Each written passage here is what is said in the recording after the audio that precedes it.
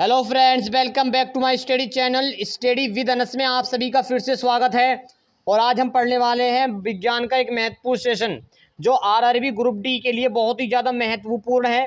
ठीक है फ्रेंड, तो बहुत ही ज़्यादा क्वेश्चन पूछे जा रहे हैं। ठीक है, देखिए हम डायरेक्टली क्वेश्चन भी रख सकते थे, क्वेश्चन आंसर भी हम डायरेक्टली रख सकते हैं, लेकिन हमने आपको जो पूरा संपूर्ण पढ़ाने की कोशिश की है कि आपको कोई भी क्वेश्चन ना छूटे। चलिए फ्रेंड्स, हम शुरू करते हैं और पैट के लिए भी ये बहुत ही ज़्यादा महत्वपूर्ण है। चलिए हम शुरू कर देते हैं अपनी इस क्लास को। अगर हमारी क्लास पसंद आए तो इसे लाइक शेयर एंड सब्सक्राइब कर लें हमारे चैनल को। चलिए फ्रेंड्स, शुरू कर देते हैं इस क्लास को।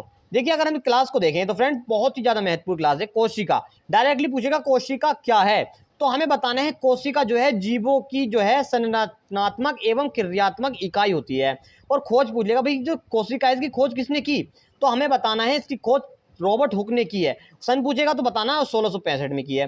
डायरेक्टली देखिए कितने क्वेश्चन बन जाएंगे यहाँ से ही। ठीक है, अगर हम पूछते कोशिका सिद्धांत के प्रतिपादक, अगर इसके प्रतिपादक कौन है कोशिका सिद्धांत के, तो हमें बताना है सिलाइडेन इसके तथा स्वान इसके प्रतिपादक हैं। अगर वो पूछ ले रॉबर्ट हुक की जो पुस्तक है, किस पुस्तक में माइक्रोग्राफिया जो पुस्तक है कोशिका शब्द का उल्लेख है। ठीक है फ्रेंड, देखिए 4-5 क्वेश्चन यहाँ से बन गए हैं। और ऐसे ही क्वेश्चन जो हम आपको बहुत महत्वपूर्ण सेशन होने वाला है ये, आप इसे लास्ट तक देखें। चलिए फ्रेंड शुरू कर देते हैं।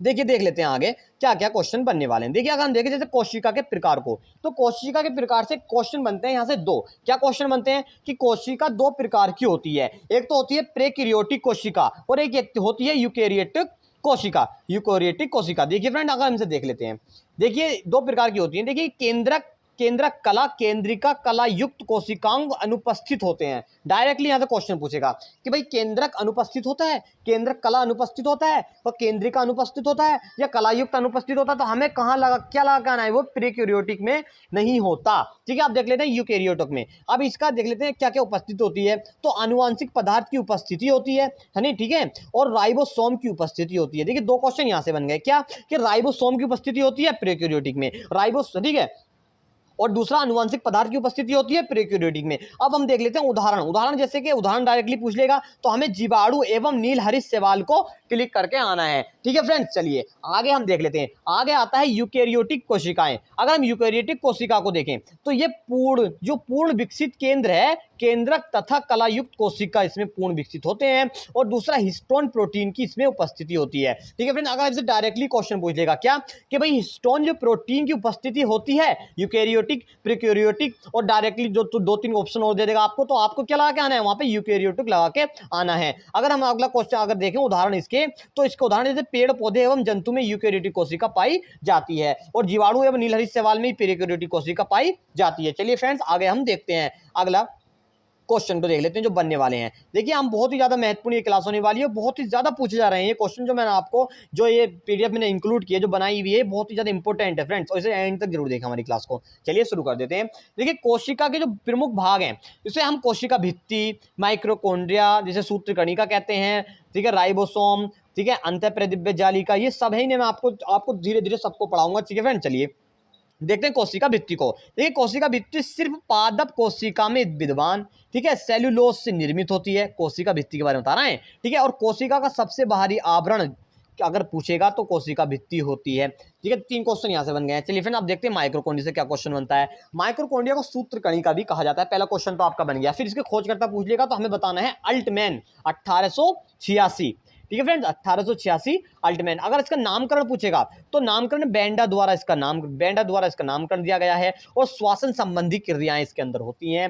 दूसरा अगर पूछेगा कि भाई जीवाणु एवं नीलहरित शैवाल में अनुपस्थिति होती है, अगर पूछे भाई जीवाणु जो होते हैं नीलहरित शैवाल जो होते हैं क्या उसमें माइक्रोकोन्ड्रिया होता है, नहीं, क्या लगा है, नहीं होता है। चलिए फ्रेंड अब हम देख लेते हैं केब्रस चक्र इसी में संपन्न होता है। अगर पूछे केब्रस जो चक्र है वो किसमें संपन्न होता है, तो माइक्रोकोन्ड्रिया में वह संपन्न होता है। चलिए फ्रेंड्स हम आगे बढ़ते हैं। अब देखते हैं राइबोसोम को और अंतःप्रदिव्य जालिका को देख लेते हैं। अगर हम राइबोसोम को देखें तो नामकरण जो इसका रॉबर्ट द्वारा इसका नामकरण हुआ है और प्रोटीन संश्लेषण में सहायक है। डायरेक्टली क्वेश्चन पूछेगा प्रोटीन संश्लेषण में सहायक है राइबोसोम, ठीक है, अंतःप्रदिव्य जालिका, माइक्रोकोन्ड्रिया, ठीक है, केंद्रक, लाइसोसोम, तो हमें क्या लगा के आना है, वहां पर लगाना है राइबोसोम लगा के आना है। ठीक है फ्रेंड, चलिए और पूछ लेगा भी इसका अन्य नाम क्या है, तो प्रोटीन की फैक्ट्री भी इसे कहा जाता है। और अंतः प्रतिदिव्य जालिका को अगर हम देखें तो ये राइबोसोम इसी से चिपके हुए होते हैं।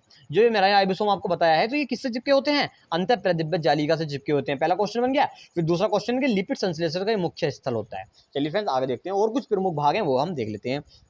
जैसे केंद्रक, अगर हम केंद्रक को देखें तो केंद्रक जो है इसके खोजकर्ता जो है रॉबर्ट ब्राउन ने 1831 में इसकी खोज की थी इन्होंने। पहला क्वेश्चन हो गया। और यूकेरियोटिक कोशिका में उपस्थित होते हैं, ठीक है, अनुवांशिक पदार्थ डीएनए का ये स्रोत है, ठीक है फ्रेंड्स, केंद्रक।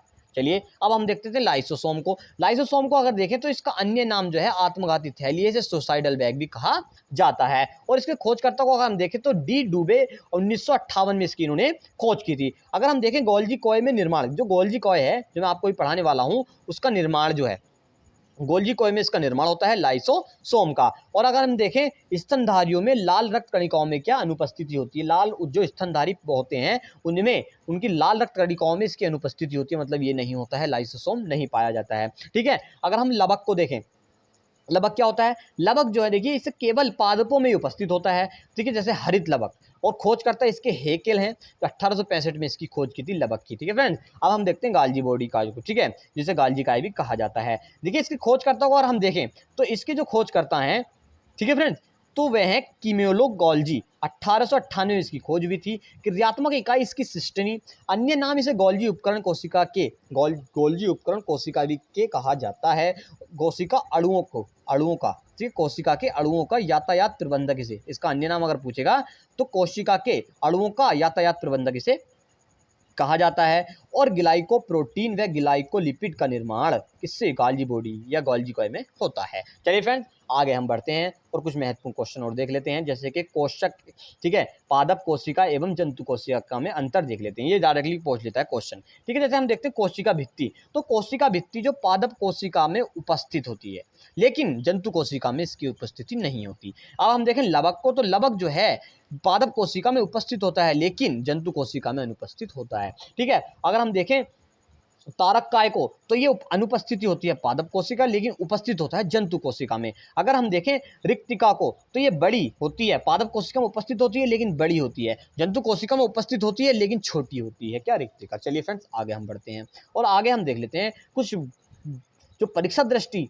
जो क्वेश्चन डायरेक्टली पूछ ले जाते हैं उन्हें हम देख लेते हैं। जैसे कि सौर ऊर्जा एटीपी में बदलती है, तो क्लोरोप्लास्ट को क्या है में बदलती है, क्लोरोप्लास्ट में बदल देती है।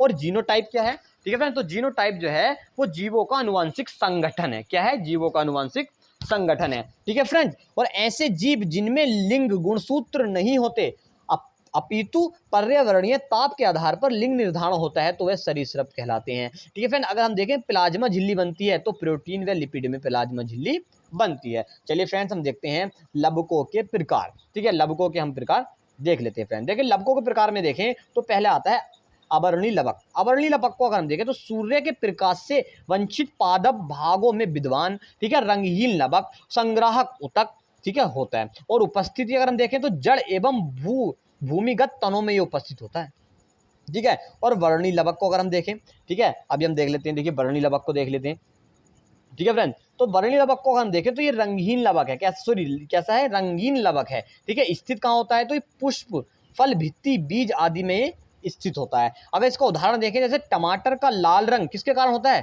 तो लाइकोपीन, बहुत ही ज्यादा इंपॉर्टेंट है फ्रेंड, इन्हें आप नोट कर लीजिए। और ये 100% पूछे भी जा रहे हैं और ये आगे पूछे भी जाएंगे। टमाटर का लाल रंग, ठीक है, लाइकोपीन के कारण होता है। और गाजर का रंग जो होता है वो कैसा, लाल जो रंग होता है वो कैरोटीन के कारण होता है। और चुकंदर का रंग देखें तो बीटाडीन के कारण होता है। और पत्तियों का पीला रंग देखें तो कैरोटीन के कारण होता है, कैरोटीन, ठीक है फ्रेंड। और पादपों में पराबैंगनी जो किरणें से रक्षा करती है, तो वो करते हैं हल्के नीले रंग वाला फाइकोसायानिन करता है। चलिए फ्रेंड, ठीक है फ्रेंड, चलिए अब हम देख लेते हैं, ठीक है, अब हम देख लेते हैं हरित लवक को देख लेते हैं। देखिए हरित लवक क्या होता है फ्रेंड, इसे हम देख लेते हैं। हरित लवक जो होता है ये हल्का रंग का होता है, ठीक है, सॉरी हरा रंग का होता है।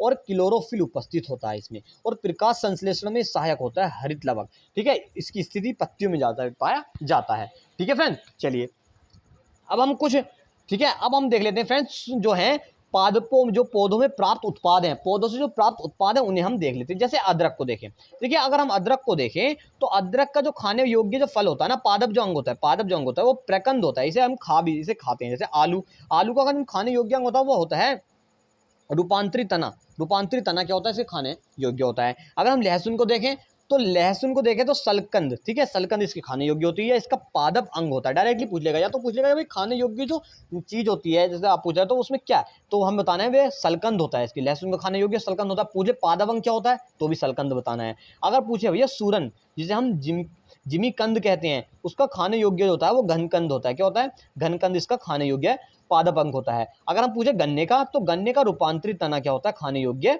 होता है। चलिए फ्रेंड्स आगे देख लेते हैं। अगर पूछ ले सलजम का, तो सलजम का क्या बताना है हमें, सलजम का जो रूपांतरित जड़, सलजम का क्या होता है, रूपांतरित जड़ होती है, खाने योग्य है, पादप अंग। अगर पूछे गाजर, तो गाजर का भी रूपांतरित जड़ जो होती है खाने योग्य होती है। अगर पूछ ले सरकंद, जिसे हम शकरगंजी भी कहते हैं अपनी भाषा में, ग्रामीण भाषा में, तो वो रूपांतरित जड़ इसकी खाने योग्य होती है। ठीक है फ्रेंड, चलिए और हम आगे देख लेते हैं। देखिए हमने शकरकंद तक पढ़ लिया, आप देखते हैं लौंग को। देखिए अगर हम लौंग को देखें तो लौंग की जो खाने योग्य होती है वो पुष्प कली का होती है, या पादप अंग इसका खाने योग्य होता है। अगर हम केसर को देख लें तो केसर को होता है पुष्प दर्तिका, क्या होती है, इसके खाने योग्य या पादप अंग इसका होता है। अगर हम हल्दी को देखें तो हल्दी का प्रकंद होता है, खाने योग्य या क्या होता है, इसका ये पादप अंग होता है। ये फ्रेंड बहुत ही ज्यादा इंपॉर्टेंट थे और इन्हें आपको नोट कर लेना चाहिए था। चलिए फ्रेंड हमारी वीडियो को लाइक करते चलें, आगे देखते हैं। देखिए परीक्षा की दृष्टि से अगर महत्वपूर्ण जो क्वेश्चन डायरेक्टली पूछाते हैं वो हम आपको बता देते हैं। जैसे कि नाभिक केंद्र के आंतरिक, ठीक है, डीएनए की उपस्थिति वाले कोशिकांग,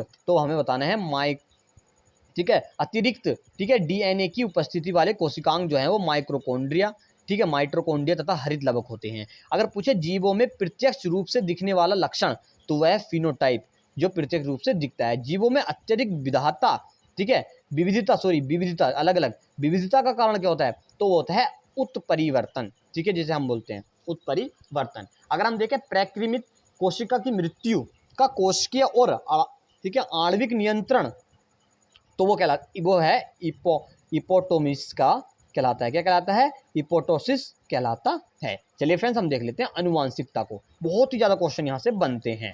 अनुवांशिकता को देखें तो अनुवांशिकता क्या है, अनुवांशिकता इसकी हम परिभाषा देखिए, यहाँ से 3 क्वेश्चन बन जाएंगे ऑटोमेटिकली, आपको भी पता चल जाएगा। देखिए कैसे, ऐसी प्रक्रिया जिसमें अनुवांशिक लक्षण सजीवों कि एक पीढ़ी से दूसरी पीढ़ी में, ठीक है, इसे हम डायरेक्टली पढ़ेंगे तो जैसे एक ऐसी प्रक्रिया जिसमें अनुवांशिक लक्षण एक पीढ़ी से दूसरी पीढ़ी में प्रसारित होते हो जाते हो, अनुवांशिक कहलाता है। अनुवांशिक का पिता देखो, पहला क्वेश्चन बनता है ग्रेग जॉन मेंडल, जो ऑस्ट्रिया के थे, और उदाहरण मटर का जिन्होंने प्रयोग किया था सबसे पहले अनुवांशिकता को पहचानने के लिए। ठीक है, प्रभाविता जो नियम है कैसे कैसे है, ये हम आपको बता देते हैं। डायरेक्टली पूछा जाता है कि प्रभाविता नियम, देखिए मेंडल द्वारा प्रतिपादित, पहला क्वेश्चन बना किसके द्वारा दिया गया, तो मेंडल द्वारा दिया गया। ठीक है, और स्वतंत्र, ठीक है, अपव्यूहन का नियम देखें हम, ठीक है, इन्होंने ही दिया है। और पृथक्करण का नियम भी किन्होंने दिया है, मेंडल द्वारा ही प्रतिपादित किया गया है, जिसका अन्य नाम युग्मकों की शुद्धता का नियम है। डायरेक्टली दोनों क्वेश्चन यहाँ से बन गए कि युग्मकों की शुद्धता का नियम मेंडल ने दिया, पृथक्करण का नियम मेंडल ने दिया। चलिए फ्रेंड आगे बढ़ते हैं। अब देखते हैं अनुवांशिक लक्षणों को प्रसारित करने का माध्यम कैसे कैसे है। देखिए गुणसूत्र है, क्रोमोसोम गुणसूत्र, ठीक है, देखिए कैसे खोज करता है इसके कॉल, ठीक है, विलहलम है, बोन नागिली जो 1842 ईस्वी में उन्होंने खोज की थी। ठीक है, न्यूक्लियो प्रोटीन, ठीक, दूसरा जीन धारक, ठीक है, नामकरणकर्ता जो है इसके वॉल्डेयर हैं, जिन्होंने 1828 में इसका नाम किया, क्रोमोसोम गुणसूत्र दिया। और प्रजातियों में क्रोमोसोम की संख्या निश्चित व स्थिर रहती है। ठीक है फ्रेंड, मैंने आपको सब बता दिया। चलिए फ्रेंड्स हम आगे देखते हैं। अगर हम आगे देखें फ्रेंड, तो आगे हमसे इन्होंने बताया जीन क्या होते हैं, जो जीन होते हैं, ठीक है, जो हमारे जो गुणसूत्र में पाए जाते हैं, ये इन्हें हम देख लेते हैं क्या है। देखिए ये कैसे होते हैं, अनुवांशिकता की मूलभूत इकाई है। ये क्या है, ये मूलभूत इकाई है। देखिए कैसे, जीनों का जो अनुक्रम है वो कैसे कैसे है, देखिए उत्परिवर्तन, अनुक्रमक का आधार परिवर्तन, जीनोनोम, ठीक है, और जीनों का अनुक्रम और अनुवांशिकता की मूलभूत इकाई। अगर हम देखें जो अनुवांशिकता की मूलभूत इकाई है वो जीन है, और अनुवांशिक जो लक्षण धारण करने वाली क्रोमोसोम पर स्थित डीएनए से बनी अति सूक्ष्म संरचनाएं, ठीक है, जीनोम की सभी गुणसूत्र का संरचनात्मक एवं ठीक है प्रक्रियात्मक संगठन जो है वो जीनोम चित्रण है।